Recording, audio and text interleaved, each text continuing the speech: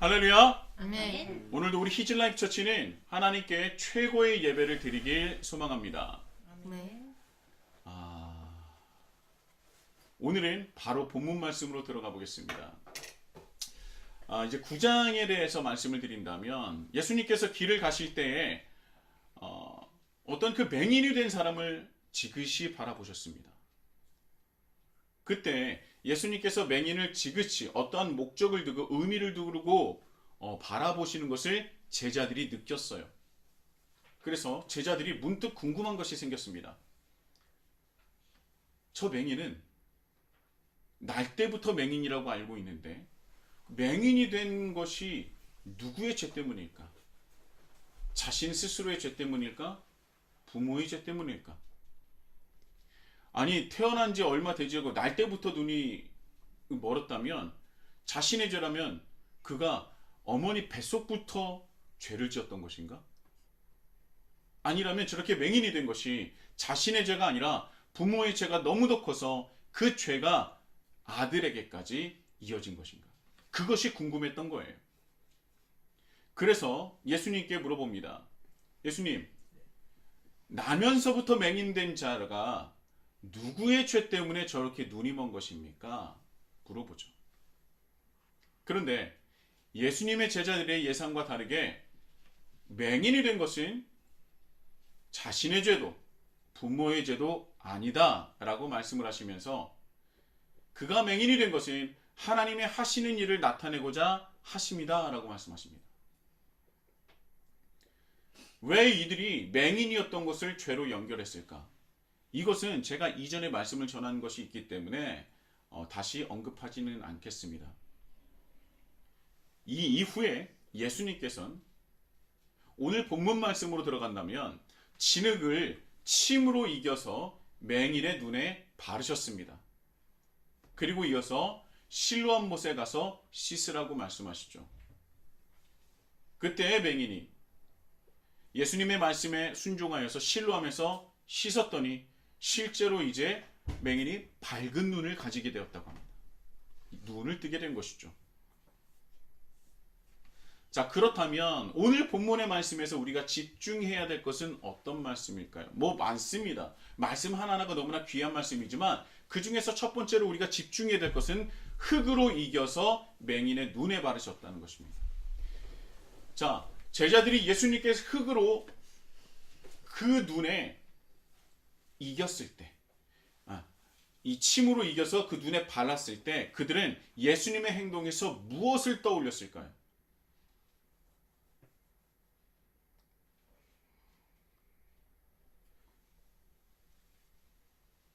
바로 창세기에 천지창조 중 사람을 만드시고 동물들을 만드셨던 것을 떠올렸을 것입니다. 왜요? 사람은, 동물은 무엇으로 만들어졌다고 합니까? 흙으로 만들어졌죠.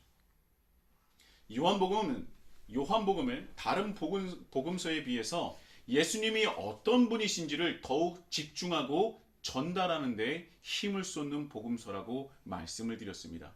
예수님이 어떤 분이신지 더욱 정확하게, 또 그것을 강조하기 위해서 마태, 마가, 누가가 언급하지 않았었던 그 예수님에 대해서 상세하게 기록을 했는데요.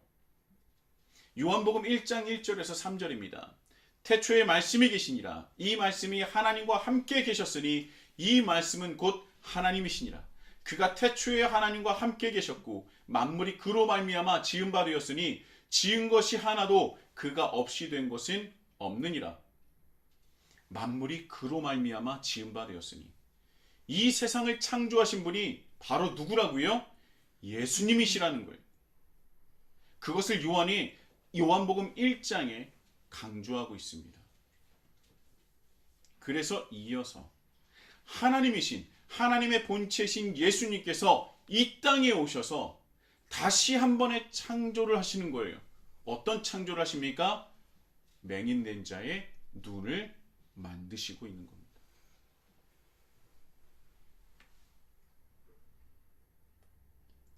흙으로 맹인의 눈에 발라서 그의 눈을 재창조하셨습니다. 예수님께서 이 땅에 오신 이유가 무엇입니까? 무너졌었던 하나님 나라를 다시 시작하는 것이죠. 그것이 무엇으로 시작된다고요? 재창조로 시작되었다는 겁니다. 첫 번째 창조도 예수님께서 하셨지만 두 번째 창조도 이 땅에서 예수님께서 시작하셨다는 것을 알려주는 것이죠. 예수님께서 맹인의 눈을 뜨게 하신 이유는 무엇입니까? 여러분 혹시 이런 기적을 예수님께서 일으키신 이유는 무엇이라고 생각하십니까? 예수님께서 이 맹인된 자의 눈을 뜨게 하신 것뿐만 아니라 수많은 이적을 이 땅 가운데서 이루셨는데 그 이적을 이루신 이유가, 일으키신 이유가, 이뤄내신 이유가 무엇입니까? 제가 뭐라고 했어요? 자신이 메시아임을, 예언된 메시아임을 증명하기 위해서라는 겁니다.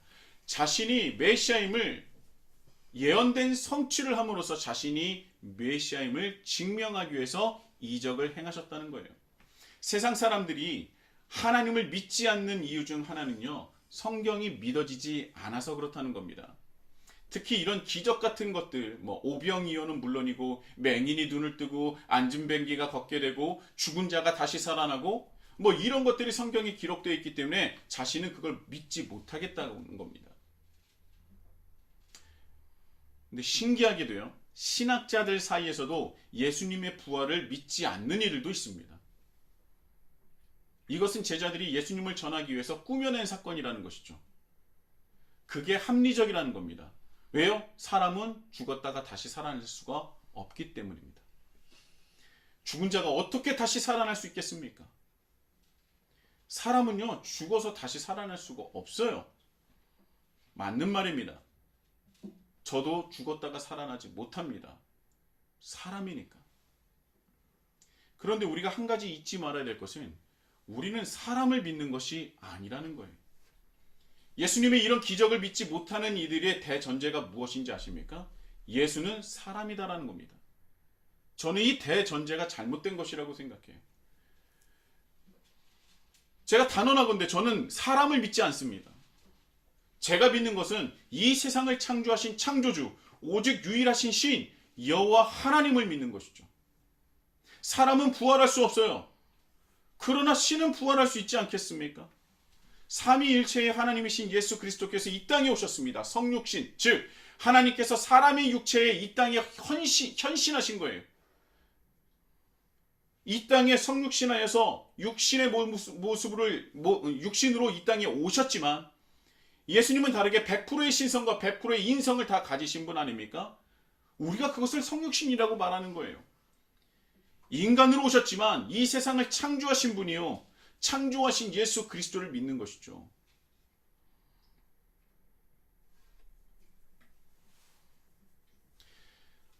저는요, 예전에 이런 말을 하는 사람이 있었어요. 저에게 나는 기독교를 믿지 못한다. 예수를 난 믿지 않는다. 내가 성경을 읽어보니까 예수가 무리를 걸었다는 그 말이 있던데 예수가 소금쟁이냐? 무리를 걷게? 저한테 이렇게 얘기하는 거예요.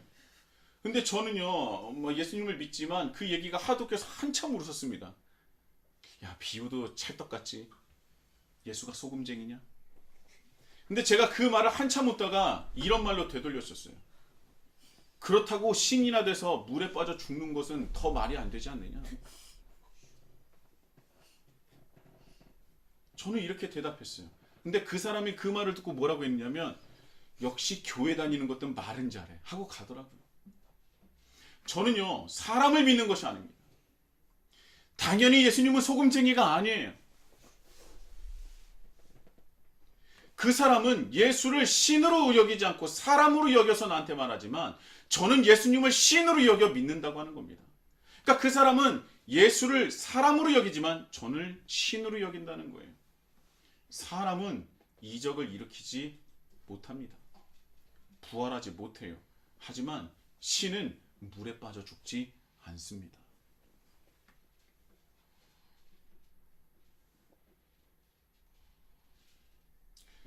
저는 신을 믿습니다. 여기서 예배드리는 모든 분들은 신을 믿는 존재들이지 사람을 믿는 존재가 아니에요. 그런데 그 신이 우리를 위하여 하나님의 본체를 버리고 사람의 육신으로 내려오셨다는 것이, 그게 더 큰 기적이고 더 큰 감사고 우리가 예수님을 더욱더 믿어야 할 이유가 된다는 것입니다. 그리고 예수님께서 이 땅에 오셔서 수많은 이적들을, 자신의 어떤 그 신적인 능력을 우리에게 보여주셨는데요. 그러나 그 능력을 우리에게 발현시켜서 보여주신 이유는 자신의 능력을 뽐내기 위해서가 아니라, 과시하기 위해서가 아니라, 구약 성경에 기록된 메시아의 예언을 성취하는 데에 그 목적이 있었다는 겁니다. 과시하기 위해서가 아니었다는 거예요.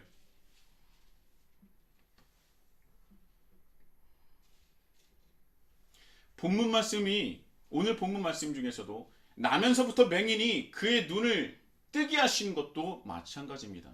이사야 35장 4절에서 6절입니다. 겁내는 자들에게 이르기를 굳세어라, 두려워하지 말라. 보라, 너희 하나님이 오사 보복하시며 갚아주실 것이라. 하나님이 오사 너희를 구하시리라 하라. 그때에 맹인의 눈이 밝을 것이며 못 듣는 사람의 귀가 열릴 것이며 그때에 저는 자가 사슴과 같이 뛸 것이며 말 못하는 자의 혀는 노래하리니 이는 광야에서 물이 솟겠고 사막에서 시내가 흐를 것입니다. 이렇게 장차 이 땅에 오실 메시아에 대한 예언이 이사야 선지자를 통해서 세상을 울린 것입니다. 예수님께서 이 땅에 오셔서 왜 이적을 일으키셨냐고요? 바로 하나님께서 약속하신 그 예언을 성취하시기 위해서 이적을 일으키신 겁니다. 누가복음 7장에 보면요, 세례 요한이 자신의 제자를 보내어 예수님께 묻습니다. 당신이 우리가 이토록 기다렸던 사람입니까? 그때 예수님께서 뭐라고 하셨어요? 너희가 가서 보고 들은 것을 요한에게 알리되 맹인이 보며 못 걷는 사람이 걸으며 나병 환자가 깨끗함을 받으며 기먹은 사람이 들으며 죽은 자가 살아나며 가난한 자에게 복음이 전파된다 하라. 예수님께서 이적을 일으키신 이유는 자신이 하나님께서 약속하신, 우리에게 굳게 약속하신 메시아임을, 그것을 증명하기 위해서 이적을 일으키신 거예요.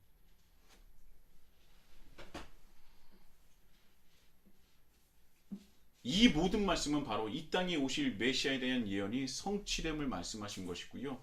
예수님께서 마구잡이로 이적을 일으키신 것이 아닙니다. 예수님은 창조주시고 오직 유일한 신이시기 때문에 무엇이든지 다 하실 수 있겠지만, 하나님이 그리고 자신이 스스로 만드신 창조 섭리를 거스르지 않으시는 겁니다. 오히려 이런 이적을 보고자 하는 이들에게 아직 때가 이르지 않았다고 말씀하시면서 신중함도 보이시지 않으셨습니까? 오직 하나님의 뜻을 이루기 위해서, 또 예언을 성취하기 위해서 이적을 나타내신 것입니다. 사람이 아니지, 사람이나 신이기도 한 예수님이시기 때문에 가능하셨던 것이죠. 그래서 지금 이 시대에 그와 같은 일이 일어나지 않는 이유이기도 합니다.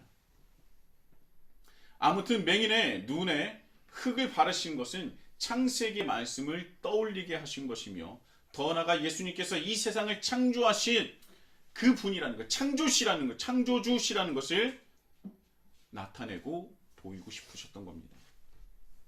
그리고 결국 그 맹인이 눈에 뜨게 됐어요. 눈을 뜨게 됐습니다. 방금 전까지 앞을 보지 못했던, 구걸했던 이가 눈을 뜨고 돌아다녀요. 갑자기 눈이 떠서 세상을 본 사람도 놀랐겠지만 가장 놀란 사람이 누구겠습니까? 예, 이제까지 저 사람이 눈 멀어서 구걸했던 사람을 오며 가며 봤던 사람이 더 놀라는 거예요. 저 사람이 그 사람인가, 긴가 아닌가? 이 사람이 맞나? 서로 말하는데요. 결론이 뭡니까? 그가 맞다라는 거예요. 그래서 궁금합니다. 궁금해졌어요.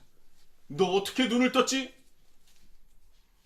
그래서 당신 어떻게 눈을 뜨게 된 것이요? 라고 물어봅니다. 그때 이렇게 대답해요. 예수라는 자가 진흙을 이겨 내 눈에 바르고 실로암에 가서 씻으라 하였는데 그대로 하니 내가 보게 되었습니다. 자, 이 말을 들었던 이들이 예수님을 찾았어요. 예수라는 자가 어디 있느냐? 그런데 여기서 이들이 반전이 있는데요. 이들이 왜 예수님을 찾는지 아십니까? 이들이 왜 예수님을 찾았겠어요? 안식일에 안 시켰다고. 맞아요. 거린의 눈을 뜨게 한 것이 신기하기도 했겠지만, 야, 너에게 눈을 뜨게 한 자가 어디냐? 그 사람이 선지자가 아니냐? 나도 그 사람을 만나게 해다오가 아니라, 오늘 본문 13절 14절입니다. 그들이 전에 맹인이었던 사람을 데리고 바리새인들에게 갔더라. 예수께서 진흙을 이겨 눈을 뜨게 하신 날은 뭐라고요? 안식일이라. 그가 예수님을 찾은 이유가 뭡니까? 예수님을 고발하려고. 왜요? 눈먼 자를 눈뜨게 해서. 여러분, 보통 사람이라면 말이죠, 나면서부터 맹인이었던 사람이 눈을 뜨게 되면요, 보통 사람이라면 어떻게 반응하겠습니까? 뭐 일단 놀라겠죠. 막 눈도 뭐 이렇게 찢어보면서 볼 거예요. 진짜 눈 뜬 거 맞나? 그 사람이 맞나? 일단 놀라고, 그리고 나서 단 한마디라도 축하하지 않겠습니까? 정말 축하한다. 정말 다행이다. 정말 잘됐다. 내가 모르는 사람이라도, 내가 평생 한 번도 보지 못한 사람이라도 방금 이 사람이 이때까지 눈을 보이지 않았는데 눈이 갑자기 보이게 됐어요. 그래 너무 기뻐해요. 그럼 주변에 있는 처음 본 사람이라도 뭐라고 했어요? 아이고 잘됐네. 아이고 잘됐네. 아이고 다행이다. 이렇게 얘기하지 않겠습니까? 그런데 이 말씀에 나와 있는 사람들은요, 이 구걸했던 사람을 이미 알고 있었던 사람이에요. 수년, 십수년, 수십 년 동안 봐왔던 사람일 겁니다. 그런데 그가 눈을 떴는데 축하 한마디 하지 않고, 너 어떻게 눈을 떴어? 너를 눈을 뜨게 한 자가 누구야? 그럼 그 사람이 어딨어? 왜? 잡아가야지.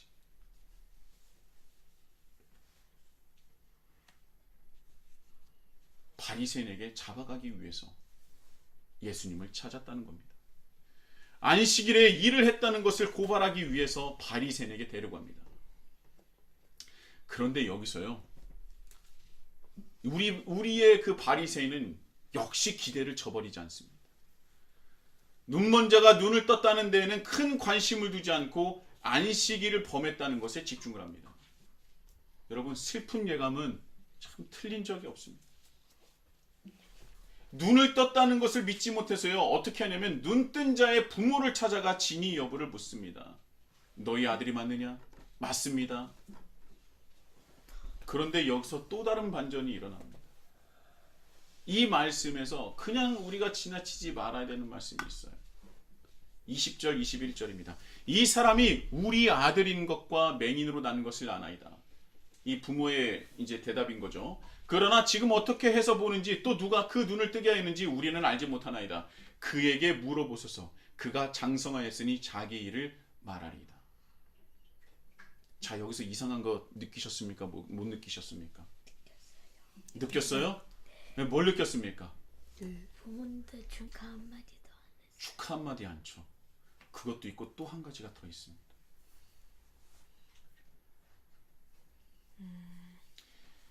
눈뜬 자의 부모도 자신의 아들임에도 불구하고 그의 눈뜬 것에 대해서 전혀 기뻐하지 않는 것이 첫 번째고요.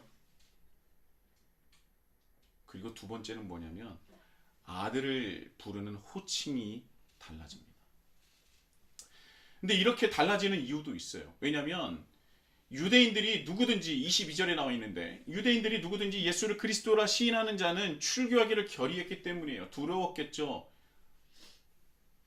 두려웠습니다. 출교라는 것이 두렵죠. 그 당시에 자신의 민족과 형제, 이웃을 떠나서 생존하는 것은 거의 불가능했기 때문에, 불가능한 사회였기 때문에 출교된다는 것은요, 생존 자체가 어려워지는 것을 뜻해요. 두려울 수 있었겠죠. 그래도 부모이지 않습니까? 적어도 기뻐하거나 축하하거나 그래야 하는 것 아닙니까? 그런데 그렇지 않아요. 자, 아들에 대한 호칭이 바뀝니다. 축하하지도 못할 망정 뭐라고 말하냐면 20절에는요. 자신의 아들이라고 말하지만 21절은 뭐라고 표현해요? 그라고 표현합니다. 이게 어떤 뜻을 함의할까요? 20절에 말한 아들은요. 어떤 아들이에요? 맹인일 때의 아들입니다. 그러니까 맹인일 때의 아들은 내 아들인데 눈뜬 자는 누구예요? 그입니다. 이제 그에게 물어보소서. 여기서 그라는 표현은요. 절대적 타자를 말하는 거예요. 나와 상관없는 사람을 얘기할 때 쓰는 호칭입니다. 맹인이었을 때의 아들은 우리 아들인데 눈을 뜬 저는 그 사람은 나와는 상관없고 뭐라는 거예요? 그라는 겁니다. 완벽하게 선을 긋고 있어요.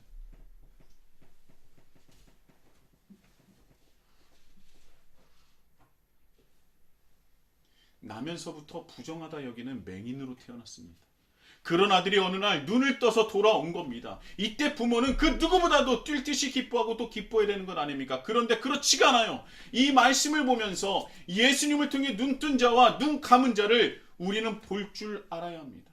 여기서 눈뜬 자는 누굽니까? 예수님께서 눈을 뜨게 하신 맹인이죠. 그러나 눈을 감은 자는 누구예요? 첫 번째는 맹인을 바리새인에게 데려간 자, 두 번째는 바리새인, 세 번째는 맹인의 부모입니다. 눈을 뜬 맹인, 그리고 반대편에 있는 이 세 부류의 사람, 이들은 눈을 감은 자라는 것입니다. 이 요한복음 9장에는요. 눈뜬 자와 눈을 감은 자를 대비하면서 보여주시는 거예요. 오히려 눈 감은 자가 눈뜬 자가 되고 눈을 뜨고 있는 자가 눈을 감은 자라는 겁니다. 그것을 우리에게 알려주시는 겁니다. 그렇다면 이 세 부류의 이 눈 감은 자의 문제는 무엇입니까? 바로 사랑이 없다는 거예요. 공감하는 마음이 없다는 겁니다.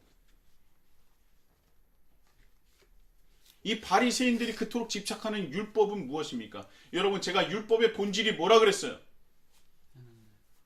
하나님의? 그렇죠. 율법의 본질은 바리새인이 그토록 집착해서 지키고자 했었던 율법의 본질은 하나님의 사랑이에요. 율법은 정죄나 비판의 도구가 아니라 사랑입니다. 죄로 깨어진 하나님과 인간의 관계를 다시 회복하시려고 하나님께서 직접 모세에게 주신 것 아닙니까? 깨어진 관계를 다시 회복하기 위해서 가해자가 피해자에게 내가 이렇게 잘못했어. 그래서 내가 너를 향해서 이렇게 뭘 지킬게 라고 해서 쓴 것이 아니라 오히려 피해자가 가해자에게 먼저 손을 내밀어 화해를 이룬 것이 율법서예요. 가해자는 아무 생각이 없었습니다. 가해한 것에 대해서 회개하지도 않아요. 그런데 오히려 그런 사람을 향해서 피해받았던 피해자가 가서 나는 너와 함께하고 싶어. 나는 너와 다시 하나가 되고 싶어. 나와 너의 관계는 이전보다 더 좋아지고 싶어라고 그에게 전달한 것이 율법이라는 거예요. 그래서 율법의 본질은 사랑이며 화해이고 연합이고 하나됨이라는 겁니다.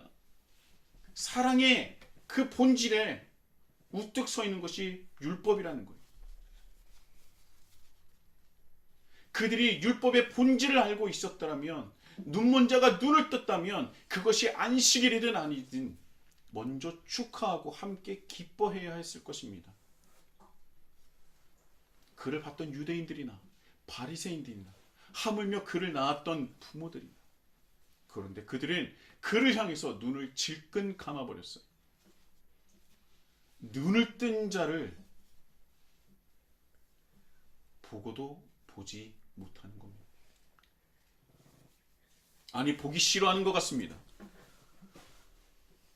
오히려 그 잘못을 들춰내서 함께 기뻐해야 될 그 자리에서, 함께 축하해야 될 그 자리에서 그의 잘못을 들춰내서 바리새인에게 끌고 가는 것이죠. 바리새인은 어떻습니까?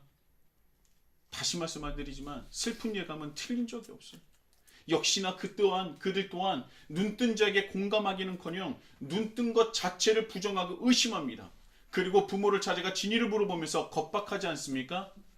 그러니까 부모 또한 어떻게 해요? 자녀가 눈을 떴음에도 불구하고 자신의 자녀는 맹인이지 눈을 뜬 자가 아니라는 듯이 말하고 있습니다.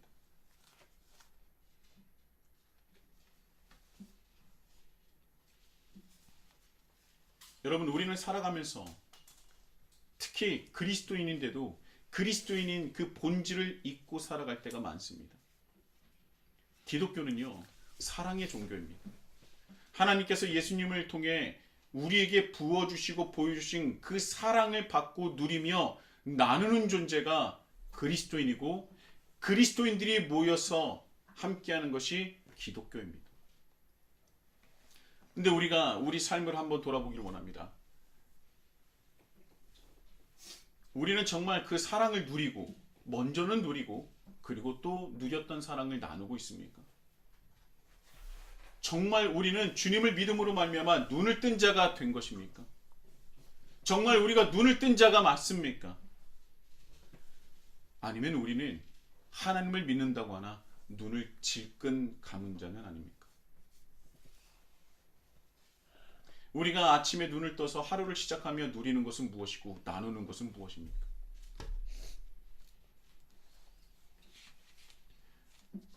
제가 바라는 것은 우리가 먼저 하나님께서 우리에게 부어주신 그 사랑을 그 누구보다도 잘 누리며 살아가는 자가 되었으면 좋겠습니다. 이 시대가 너무나 힘듭니다. 어렵습니다. 제가 예전에 연로하신 그 목사님이 이 시대가 정말 힘든 시대인지 아닌지를 알 수 있는 방법이 한 가지가 있다. 김 목사님은 지금 모르겠지만 나중에 목회하면 알게 될 거야. 그게 뭔가요? 밖에 나가서 상가를 한번 돌아봐. 1층에 있는 상가가 비어 있으면 그 시대는 진짜 살기 힘든 거야. 그때는 목사인 우리가 성도를 위로해 줘야 돼. 더 사랑해 줘야 돼. 더 나눠 줘야 돼. 그런 말씀을 하신 노 목사님이 계셨어요. 그래서 저는요, 그때부터 습관이 됐습니다. 지나가면 상가가 비었나 안 비었나를 봐요. 그런데 정말 많은 상가들이 1층부터 비어 있습니다. 와이프와 제가 정말 좋아했었던 그 식당도 견디지 못하고 폐업하는 것들을 너무나 많이 봤어요. 그 맛있는 음식을 먹지 못해서 너무나 속상하죠. 그러나 더 속상한 것은 무엇이냐면, 이렇게 맛있는 식당도, 이렇게 재능이 있는 식당도, 이렇게 능력 있는 식당도 이 시대를 견디지 못하는구나, 이런 마음이 드니까 너무나 마음이 아픈 겁니다.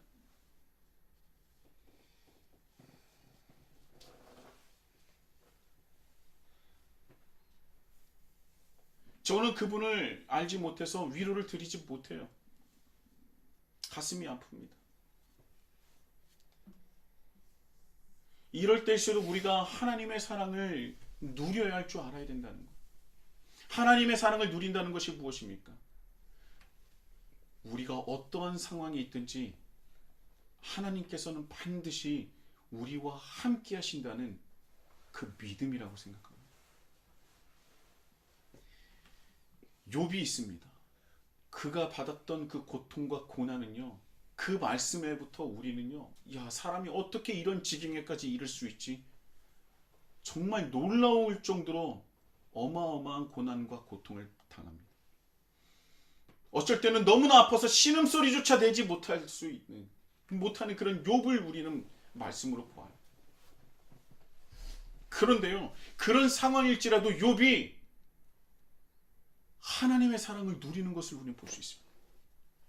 그렇게 수많은 고통과 고난을 당하고 있음에도 불구하고 피부에 온몸에 종기가 일어나서 질그릇으로 이 피부를 박박 긁고 있음에도 불구하고 그는요, 하나님의 살아계심을, 그리고 그 하나님이 나를 사랑하심을, 그리고 그 하나님이 나와 함께 하심을 단 한 번도 의심하지 않았어요. 그래서 그는 그 고통을 이겨낼 수 있었습니다.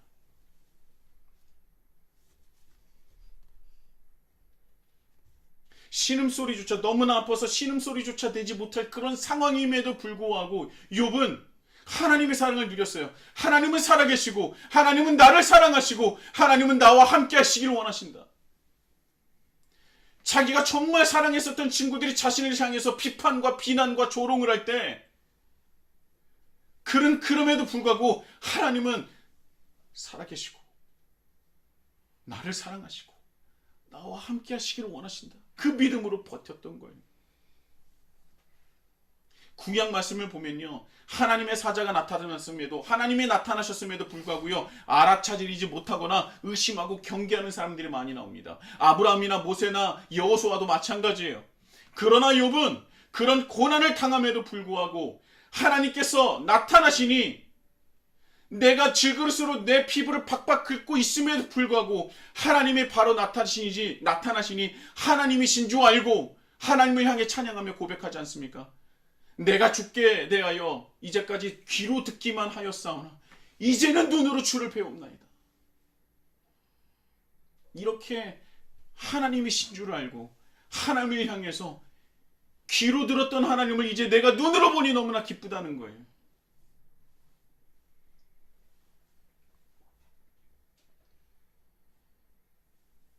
이 시대에 너무나 힘들고 아픔으로 살아가는 분들이 있습니다.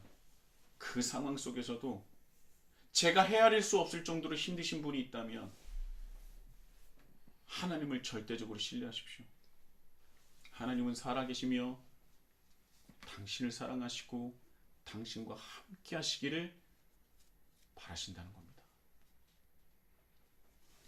우리가 누려야 할 그런 절대적인 사랑, 그 사랑을 믿고 하나님을 믿고 신뢰하고 절대적으로 붙잡고 있는 겁니다. 그 절대적인 신뢰, 그 신뢰야말로 우리가 하나님의 사랑을 누리는 것입니다.